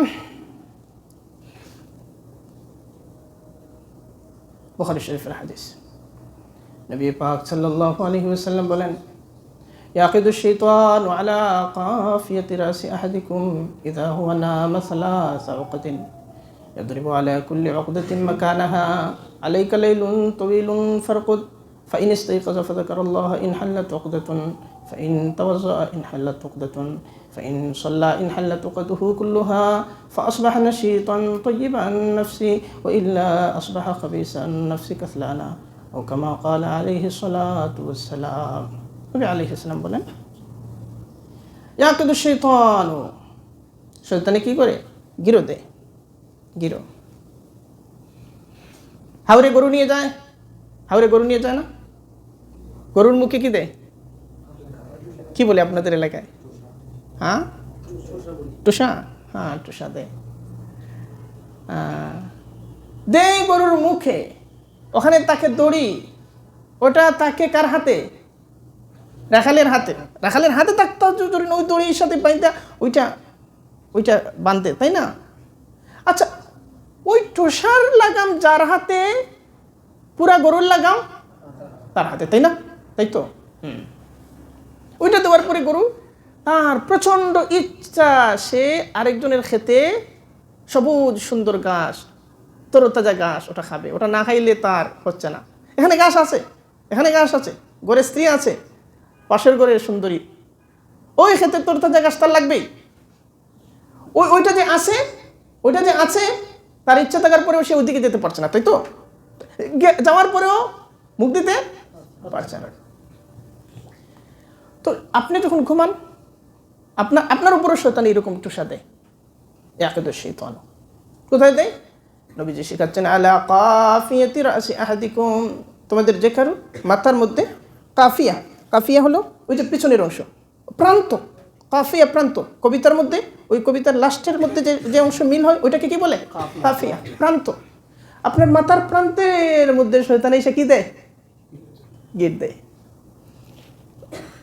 গরুর মতো টুসা দেয়। ইয়াকিদু শাইতানু আলা কাফিয়াতি রাসি আহাদিকুম ইযা হুয়া নামা, কোন সময়? যখন আপনি ঘুমান। ইযা হুয়া নামা, ঘুমানোর সাথে সাথে এটা করে। কয়টা দেয়? সালাসা ওকাদিন, কয়টা দেয়?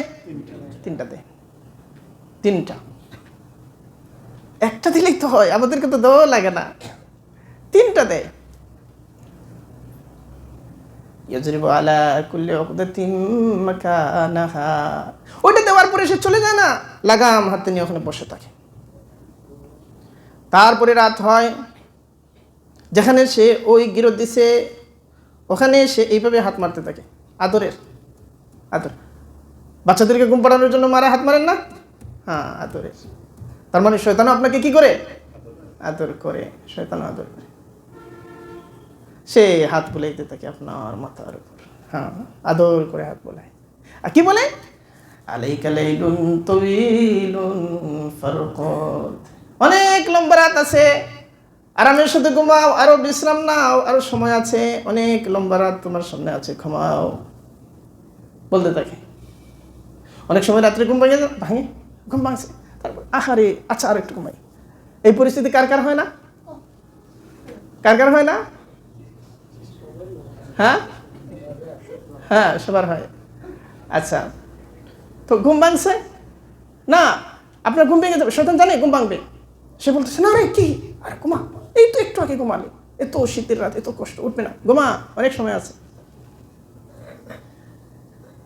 ফাইন ইস্তাইকাযা, এমন অবস্থায় যদি আল্লাহর বান্দা ঘুম থেকে জেগে উঠে, ঘুম থেকে সে জেগে উঠল, জেগে ওঠার পরে ফাযাকারাল্লাহ, যদি সে আল্লাহ তাআলার নাম স্মরণ করে, দুইটা কাজ, ঘুম থেকে জেগে ওঠা আর আল্লাহর জিকির করা। ইন হাল্লাত উকদাতুন, শয়তান তিনটা টুসা দিছিল, এক নাম্বার টুসাটা কি হয়ে যাবে?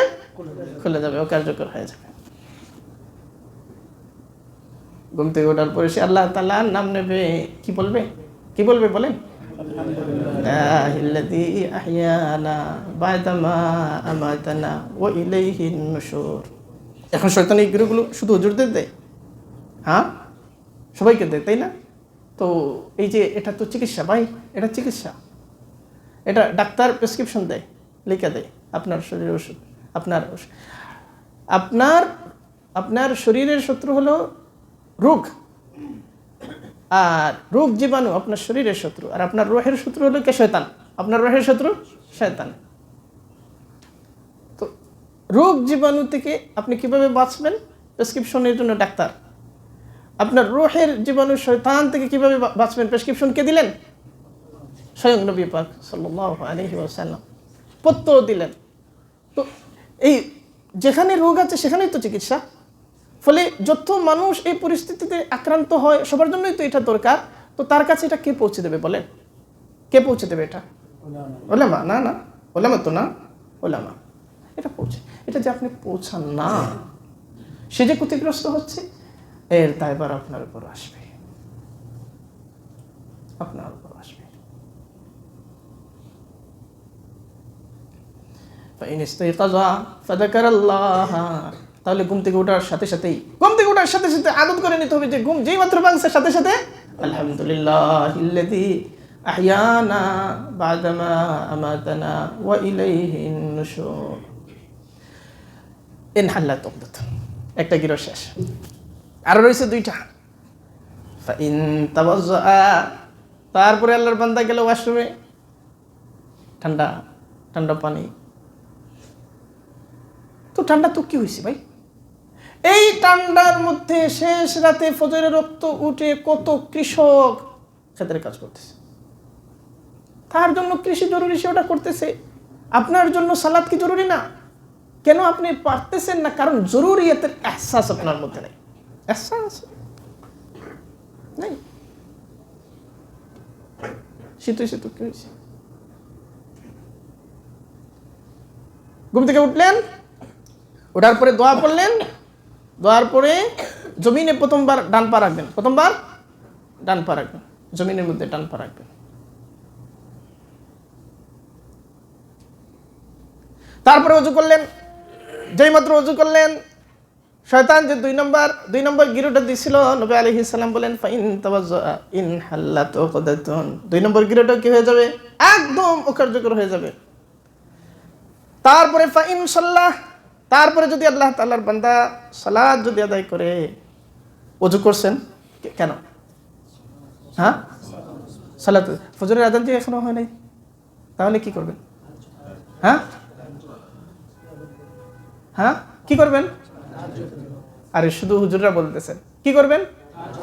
হ্যাঁ, তারপরে যদি আল্লাহ তাআলার বান্দা যদি সালাত আদায় করে, ইন হাল্লাত উকদুহু কুল্লুহা, শয়তান ওই দিনে যত গিরে দিছিল, যত টুসা দিছিল, আরো যত টুসা আপনার মাথায় বসাইছে, এই তাহাজ্জুদের উসিলায় সমস্ত টুসা একই সাথে অকার্যকর হয়ে যাবে, সব অকার্যকর। এখন আপনার মাথার উপর আর শয়তানের নিয়ন্ত্রণ নাই।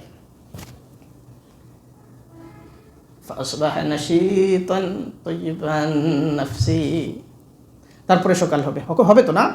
সকাল হবে। যখন সকাল হবে তখন আপনি নাশীত, উদ্যমী, কর্মচঞ্চল, প্রেরণা আপনার মধ্যে কাজে আপনি আরাম পান, আনন্দ পান, কাজ করার জন্য আপনি উৎসুক, নাশীত। আর আপনি দৈহিকভাবে নাশীত আর মানসিকভাবে তাইয়িবান নাফস, পবিত্র আত্মা হয়ে আপনি ওই দিন সকালে আল্লাহর জমিনে কদম রাখবেন। ওয়া ইল্লা আসবাহা খাবিসান নাফসি কাসলানা, আর শয়তানের গিরগুলো আপনার মাথার উপর আছে, টুসগুলো আছে, আপনি ঘুম থেকে উঠেনও নাই, দোয়াও পড়েন নাই, ওযুও করেন নাই, সালাতও আদায় করেন নাই, আপনার সকাল হবে না? হবে তো না? হবে তো, তারও সকাল হয়, আপনারও সকাল হবে। কিন্তু আপনার যে সকাল হলো, আপনি জমিনে পা রাখবেন খবিসে নফস হিসেবে, নিকৃষ্ট আত্মা হিসেবে জমিনের মধ্যে পা রাখবেন। আর আপনার শারীরিক অবস্থা হবে কেমন? কাসলানা, অলস, ভাল লাগে না, কেমন করতে করতে দুপুর হয়ে গেছে, কেমন করতে করতে সন্ধ্যা হয়ে গেছে, না কোনো কাজই করতে তো পারলাম না। এই পরিস্থিতি নাই? হ্যাঁ, বাড়তেছে না কমতেছে? বাড়তেছে না কমতেছে? হ্যাঁ, এক সপ্তাহ পরে বলে কিভাবে সারা সপ্তাহ পেল, টেরই পেলাম না, কিছুই তো করতে পারলাম না। প্রশাসনে আছে, ওখানে তার দায়িত্ব পালন করতে পারে না, ফ্যামিলির দায়িত্ব পালন করতে পারে না, দোকান ভালোভাবে দেখভাল করতে পারে না, যে পেশায় আছে ওখানে ভালো করতে পারে না, মনোযোগ নষ্ট হয়ে গেছে। কিভাবে অলস, এটা একটা রোগের চিকিৎসা কে দিচ্ছেন বলেন? চিকিৎসার সময়টা কখন? আচ্ছা, ডাক্তার ঔষধ দেয়, ঔষধ আপনাকে ট্যাবলেট দেয়, সিরাপ দেয়, এটা সেটা দেয়, একটা সময় বলে দিত না, ওই সময় এটা নিতে হবে, তাই তো? ওই সময় এটা নিতে হবে। আবার সময় ঠিক করে দেয়, কোনটা খাবারের আগে আবার কোনটা খাবারের পরে, সময় ঠিক করে দেয়। ওই ডাক্তারের এটা তো আপনি ঠিকই মানেন, হ্যাঁ, সময়, এটা ওই সময় নিতে হবে। তাহলে আপনার পুরা দিন সুস্থ থাকা, আত্মিকভাবে পবিত্র থাকা, মানসিকভাবে কর্মঠ এবং দায়িত্বশীল থাকার ব্যাপারে যে ঔষধটা সেবন করতে হবে কোন সময় বলেন? কোন সময়? শেষ রাতে। কোন সময়? আরে শেষ রাতে তো আপনি ঘুমান মাত্র, আপনার ঘুমাইতে তো শেষ রাত হয়ে যায়। আপনার ঘুমাইতে রাত 2:30-3টা না হলে তো রাতই হলো না। গ্রামের মানুষদেরকে নিয়ে উপহাস করে, আরে গ্রামে সকাল রাত 10টার মধ্যে অনেক রাত হয়ে যায়, এটা নিয়ে হাসাহাসি করে। রাত 10টা হলেই গ্রামে অনেক রাত হয়ে যায়। এই যে আপনি রাত 2টা-2:30টা না হলে আপনার রাত হচ্ছে না, এই রুটিনটা কে দিছে? কে দিছে? হ্যাঁ, জাহালাত দিছে, জাহেলিয়াত এই রুটিন দিছে। ইসলাম আপনাকে রুটিন দিছে, এশা এর পরে, এশার আগে ঘুমানো নবীজির কাছে অপছন্দনীয়, আবার এশার পরে গল্প গুজব করে রাত বিলম্বিত করাটাও নবীজির কাছে অপছন্দনীয়। এশা শেষ, খেতে শেষ, দ্রুত ঘুমাই পড়ে, দ্রুত ঘুমাই পড়ে। এখন ডাক্তারি ব্যাখ্যা বিশ্লেষণ তো আছে, হাজার পৃষ্ঠা। ডাক্তার বলছে আমাদের শরীরে একটা সাইকেল আছে, সাইকেল, সুস্থতার সাইকেল। এটার উপর আমাদের পুরো দেহসত্তা নির্ভর করে। এইটা ঘুমের জন্য একটা নির্ধারিত সময় আছে। যখন ওই এশার পরে সে সংকেত দেয় ঘুমা, তারপরে সে 3টা সংকেত দেয়। যখন রাত 12টা হয়ে যায় তখন মোবাইল শাটডাউন করে না, ল্যাপটপ শাটডাউন করে না, তখন ওই রিদমটা শাটডাউন করে সে অকার্যকর হয়ে যায়। আপনার মোবাইল ব্যাটারি নষ্ট হতে হতে, ব্যাটারিকে আপনি চার্জ দিচ্ছেন না, ব্যাটারি শাটডাউন করলো 1 দিন, 2 দিন, 5 দিন, 7 দিন, 10 দিন, তারপরে ব্যাটারি দেখবেন হঠাৎ করে একদম অকার্যকর হয়ে গেছে।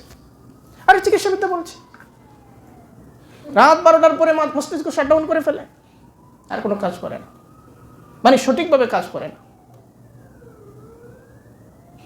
আর রাতে নিদ্রা আপনাকে যে ফলাফল দেবে, দিনের নিদ্রা এই ফলাফল দেবে না, দেবেই না।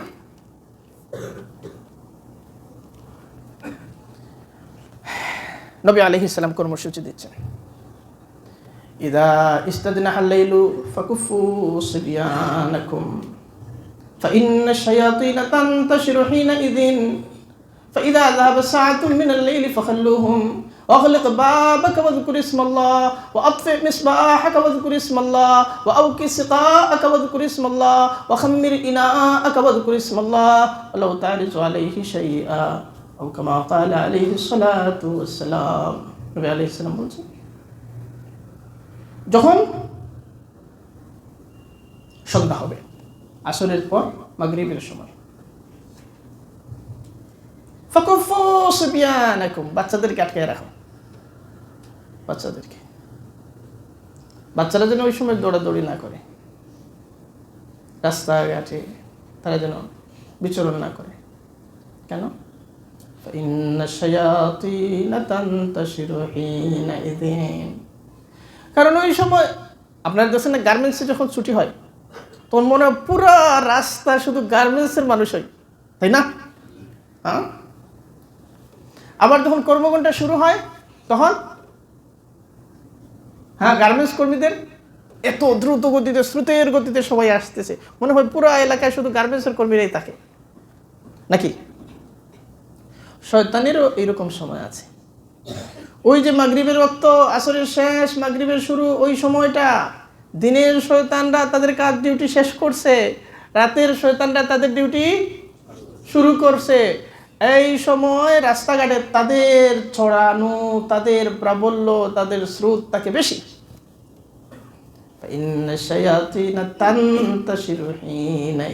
ইন্তেশার কথাটা নবীজি বলছেন, এর সময় তারা ছড়াইয়া ছিটা পড়ে চতুর্দিকে, মানে যেখানে থাকার কথা ছিল না ওখানেও থাকে, এর আগে তার নির্ধারিত জায়গায় থাকে।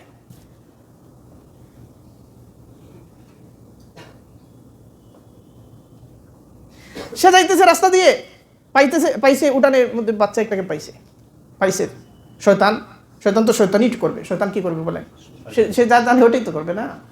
সে যাওয়ার সময় ওই বাচ্চা পাইছে, একটা ফু দিয়ে দিছে।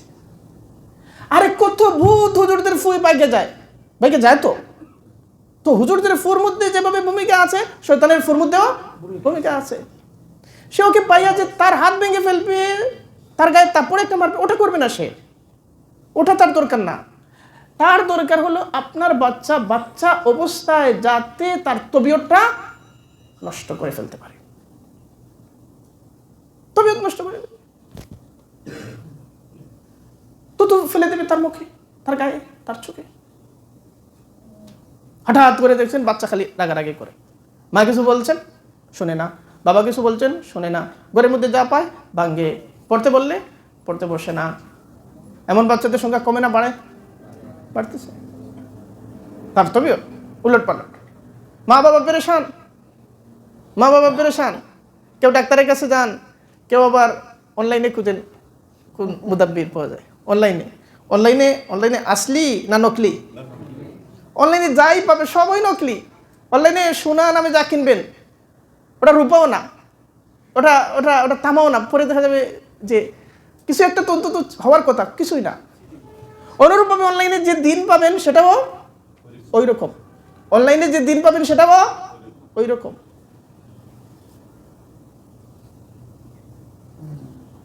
এখন দিনের জন্য দিন কত সহজ, শুধুমাত্র সার্চ করবা এবং পুরো দিন সামনে চলে আসবে। মাশাআল্লাহ।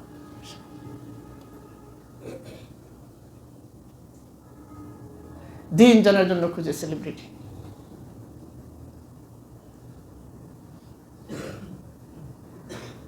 সূরা ফাতিহা মানুষকে ভালোভাবে বুঝাতে হবে। সূরা ফাতিহা আমাদেরকে শেখায় দিন আমরা কোত্থেকে আনবো। আল্লাহ তাআলা আমাদেরকে শিখিয়েছেন দোয়া, ইহদিনাস সিরাতাল মুস্তাকিম, সিরাতাল্লাযীনা আনআমতা আলাইহিম। দিন হচ্ছে সিরাতুল মুস্তাকিম। আর ওই দিনের পরিচয় আল্লাহ তাআলা দিয়েছেন, এই দিনটা হলো তাদের পথ যারা আনআমতা আলাইহিম, অর্থাৎ যারা মুনআম আলাইহিম, যারা যারা বলেন মুনআম আলাইহিম। মুনআম আলাইহিম, মুনআম আলাইহিম কারা? উলাইকাল্লাযীনা আনআমাল্লাহু আলাইহিম মিনান নাবিয়্যিনা, এক নম্বর, ওয়াস-সিদ্দীকিনা, দুই নম্বর, ওয়াশ-শুহাদাই, তিন নম্বর, ওয়াস-সালিহিন, চার নম্বর। মুনআম আলাইহিম কয় জামাত বলেন? এদের আচরণ দিন, অর্থাৎ দিনে নবী আলাইহিস সালামের ইতাআতের মধ্যে এদের আচরণ দিন, এদের উচ্চারণ দিন, এদের কর্ম পদ্ধতি দিন, এদের নমুনা দিন, এদের নকশা দিন, এদের কাল দিন, এদের হাল দিন। দিনের জন্য তাদের অনুসরণ করতে বাধ্য। তাদের অনুসরণটাই হেদায়েত, তাদের অনুসরণটাই সিরাতে মুস্তাকিম। এটা কোনো ফকিহের মাসআলা, এটা কোনো মুজতাহিদের ইজতিহাদ। এটা কার সিদ্ধান্ত? আল্লাহ। বলেন কার সিদ্ধান্ত? আল্লাহর সিদ্ধান্ত। আল্লাহর সিদ্ধান্ত। আল্লাহ তাআলা কারোর জন্য ব্যাখ্যার জন্য খালি রাখেন না এই জায়গা। এক নম্বর দিন নিতে হবে নবীদের থেকে। দুই নম্বর সিদ্দিকিন। সিদ্দিকিন মানে কি? সমস্ত সাহাবা হচ্ছেন সিদ্দিক। সমস্ত সাহাবা। এই কারণে হযরত আবু বকর সিদ্দিক রাদিয়াল্লাহু আনহু কি সিদ্দিকে আকবর। সিদ্দিকে আকবরের অর্থ কি? সমস্ত সাহাবা সিদ্দিক, আর তিনি অন্যের সবার চেয়ে বড়। সমস্ত সাহাবা সিদ্দিক। যে একজন বাদ দিয়ে, আপনার কাছে যাকে ভালো লাগে না তাকে বাদ দিয়ে, যার সম্পর্কে অনলাইনে একটু কথাবার্তা আছে তাকে বাদ দিয়ে, হ্যাঁ, শেখ হাসিনা যাকে পছন্দ করে না তাকে বাদ দিয়ে,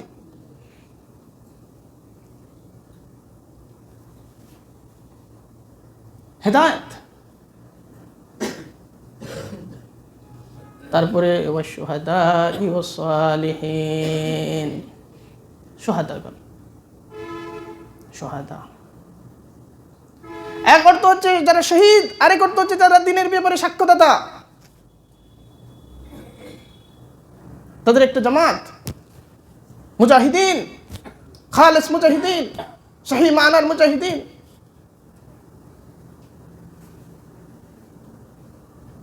আর সালেহিন, সালেহিন, সালেহিন। সালেহিন মানে কি? সালেহিন মানে কি? সালেহিন মানে হচ্ছে, সালেহিন এত লম্বা একটা সিলসিলা। এই সিলসিলা দেওবন্দ পর্যন্ত আসে, এই সিলসিলা সন্দ্বীপ পর্যন্ত আসে, এই সিলসিলা সন্দ্বীপ থেকে পায়ে হেঁটে মাদানীনগর পর্যন্ত আসে।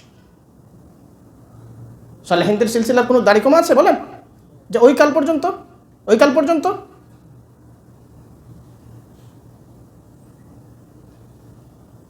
ফলে হেদায়েতের জন্য কাদের দিকে তাকিয়ে থাকতে হবে? দিন আসার জন্য সূর্যের দিকে যেভাবে তাকিয়ে থাকতে হবে, হেদায়েতের জন্য এইভাবে এই জামাতগুলোর দিকে তাকাইতে হবে। ওই জামাতের যে অংশগুলো কখনো পুনরাবৃত্তি হবে না, নবীদের পুনরাবৃত্তি হবে না, সিদ্দিকীনদের পুনরাবৃত্তি হবে না, কিন্তু সালেহিনদের বলেন পুনরাবৃত্তি। প্রত্যেক কালের মানুষ, প্রত্যেক গ্রামের মানুষ তার বাড়ির পাশে যেন একজন সালেহিনের একজনকে অন্তত পায়, অন্তত তার নায়েবকে পায়, অন্তত তার ছায়াকে যেন পায়। এটা এই ব্যবস্থা আল্লাহ তাআলা রেখেছেন হেদায়েতের দাওয়ামের জন্য, যাতে কিয়ামত পর্যন্ত হেদায়েতটা জারি থাকে। আপনি দিনের জন্য কোথায় যাচ্ছেন? এখন এই সালেহিনদের নাম বললে আমাদের ছাত্ররা বলে, ও আকাবির বোঝা, বলে না? বলে এদেরকে প্রচুর পরিমাণে পিটাই আমাদের সাথে বের করে দেবে, পর্যাপ্ত পরিমাণে শাস্তির ব্যবস্থা করে সোজা চলে যাও। আল্লাহ তাআলা সালেহিনদের জামাত, হেদায়েতের মানদণ্ড।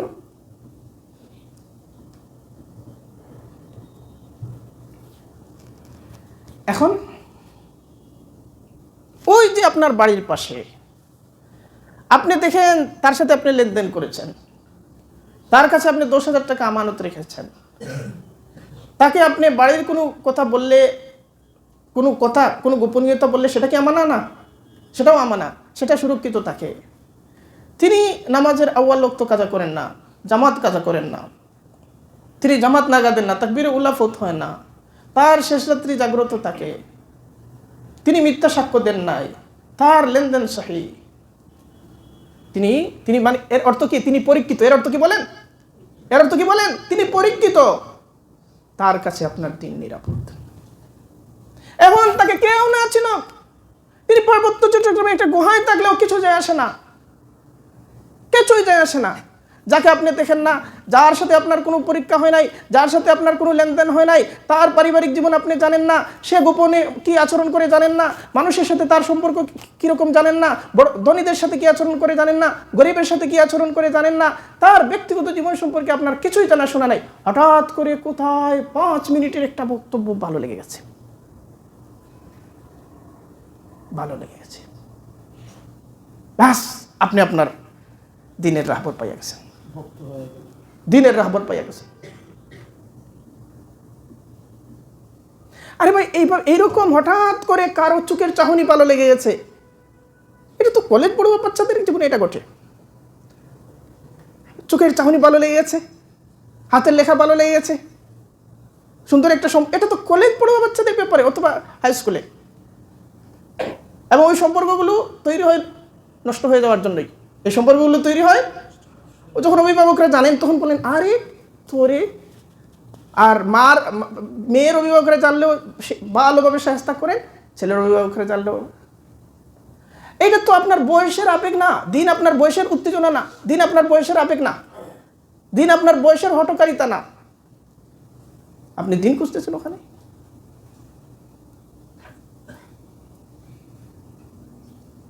এমন কোনো বোকা পাইছেন নারায়ণগঞ্জ শহরের মোড়ে দাঁড়াইয়া সে তার জীবন সঙ্গিনী খুঁজতেছে, যে মেয়েরা আসে যায় এর মধ্যে কাকে পছন্দ হয়? হ্যাঁ, এমন কোনো বোকা পাইছেন? হ্যাঁ, না। ওখানে এসে তালাশ করে। দিন অনলাইনের মোড়ে দাঁড়াইয়া খোঁজার জিনিস না।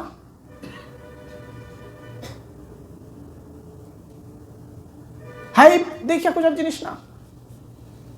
এখন হচ্ছে ওই কথা সঠিক যে কথার পেছনে লাইক বেশি, যে কথার সমর্থনে কমেন্ট বেশি।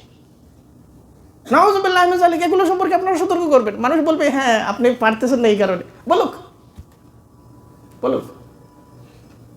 মানুষকে সতর্ক। দিনের জন্য মারকাজিয়ত নষ্ট হয়ে গেলে সর্বনাশ। দিনের মারকাজিয়ত আল্লাহ তাআলা ঠিক করে দিয়েছে।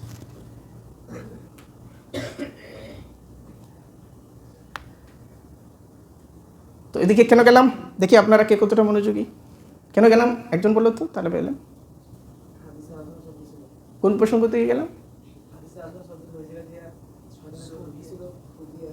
ওই বলছিলাম হেফাজতের নাফস, ওই বলছিলাম এমনকি নিজের চোখেরও হেফাজত হক আছে, তাই না? নিজের ক্ষতি করা যাবে না, ক্ষতি করা যাবে। দেখেন দিন, এই যে পুরো নিজামটা কোথায়, কোথায় ফেসবুকে লাইক আর কমেন্ট আর হারিয়েক, আর কোথায় দিনের মাকাসিদ। দিনের মাকাসিদ আপনার পুরো জিন্দেগিকে এইভাবে বেষ্টন করে রাখে। আরেকটা হলো হেফাজতে দিন। হেফাজতে দিন মানে কি? হেফাজতে দিনের কয়েকটা স্তর আছে। কত সময় হয়েছে? আমি আলোচনা করছি কতক্ষণ? 1.5 ঘন্টা। আর লম্বা করা ঠিক হবে না, উচিত হবে না। হেফাজতে দিন মানে কি? হেফাজতে দিনের কয়েকটা স্তর আছে। 1 নম্বর হেফাজতুল এতেকাদ। 1 নম্বর বলো সবাই, 1 নম্বর। 2 নম্বর হেফাজতুল আহকামাত। 2 নম্বর। 3 নম্বর হেফাজতুল মুআমালাত। 3 নম্বর। 4 নম্বর হেফাজতুল মুআশারাত। 4 নম্বর। 5 নম্বর হেফাজতুত তাজকিয়াতি ওয়াল ইহসান। 4 নম্বর হেফাজতুত তাজকিয়াতি ওয়াল ইহসান। 6 নম্বর হেফাজতুস সিয়াসা। 6 নম্বর। 7 নম্বর হেফাজতুল আদাত। এখন আলিমরা এই আকীদার ছোট ছোট বিষয় নিয়ে কথা বলে, এগুলো আপনারা শুনেন না? আকীদার ছোট ছোট বিষয় নিয়ে কথা বলে। আরে সবার উপরে কার অবস্থান? সবার উপরে কার অবস্থান বলেন? সবার উপরে কার অবস্থান? 1 নম্বর কে? 1 নম্বর হেফাজতুল এতেকাদ। 1 নম্বর হেফাজতুল এতেকাদ। এটা শুধু বড় না, এটা সমস্ত কিছুর ভিত্তি, সমস্ত কিছুর তাসিস, সমস্ত কিছুর আসাস, সমস্ত কিছুর মাম্বা, সমস্ত কিছুর মাশরাব। এটা হচ্ছে বুনিয়াদ, এটা হচ্ছে আসলুল উসুল, এটা হচ্ছে উসুলুদ্দিন, এটা হচ্ছে উসুলুল ফিকহ, এটা হচ্ছে উসুলুল ইতিকাদ। এখান থেকে বেরিয়ে এসে উসুলুল তাফসির, এখান থেকে বেরিয়ে এসেছে উসুলুল হাদিস, এখান থেকে বেরিয়ে এসেছে সমস্ত জুজইয়াত, এখান থেকে বেরিয়ে এসেছে সমস্ত মাসাইলে আমাল, এখান থেকে সব কিছু বেরিয়ে এসেছে। ফলে এর কোনো মাসআলা ছোট না বড়? ছোট না বড়? প্রত্যেক মাসআলা ছোট না বড়? তো আপনাদের কেউ যে আকীদার ছোট ছোট মাসআলা এরকম কথাবার্তা ইলম থেকে আসে না জাহালত থেকে আসে? ইলম থেকে আসে না জাহালত থেকে আসে? ইলম থেকে আসে না জাহালত থেকে আসে? হেদায়েত থেকে আসে না গুমরাহি থেকে আসে? গুমরাহি থেকে আসে। যখন এগুলো আসে তখন কি হয় জানেন? ওই রিজালুল্লাহর প্রতি আপনার অনাস্থা তৈরি হয় যে এরা এই যুগ যুগ ধরে এই ছোট ছোট বিষয়গুলো নিয়ে তারা পড়ে থাকছে, একটার সাথে আরেকটা সম্পর্ক। وآخر دعوانا أن الحمد لله رب العالمين السلام عليكم ورحمة الله درس القرآن صلى الله عليه وسلم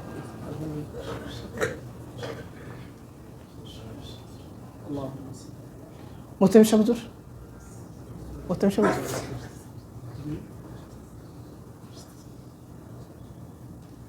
জি হুজুর আপনি দোয়া করবেন হযরত দোয়া করবেন হ্যাঁ না